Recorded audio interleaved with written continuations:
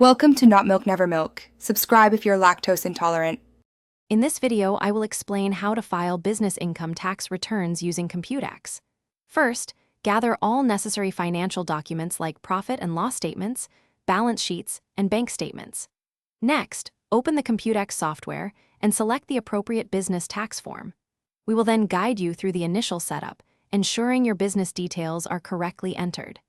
This foundational step is crucial for a smooth and accurate tax filing experience, saving you time and potential errors. Now, let's dive into data entry. Carefully input all your business income, distinguishing between various revenue streams. Then, meticulously record every eligible business expense, from employee salaries to office rent and utility bills. Computax provides specific fields for these entries, helping you categorize them correctly. Don't forget to include any applicable deductions or tax credits your business qualifies for, as these can significantly reduce your tax liability. Precision here is key for an optimized return. Once your data is entered, Computax will automatically calculate your tax liability based on the information provided. It's vital to thoroughly review every section of your return. Double-check all income figures, expense totals, and applied deductions.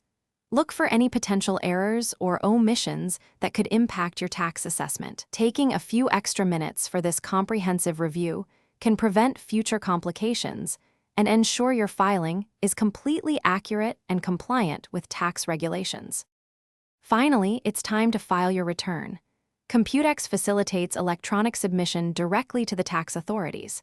After submission, ensure you receive and save the acknowledgement receipt as proof of filing.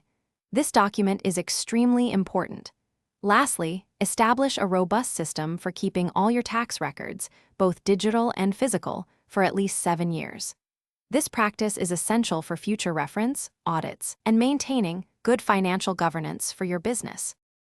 Thanks for watching. If this was helpful, leave a like and consider subscribing. See you next time.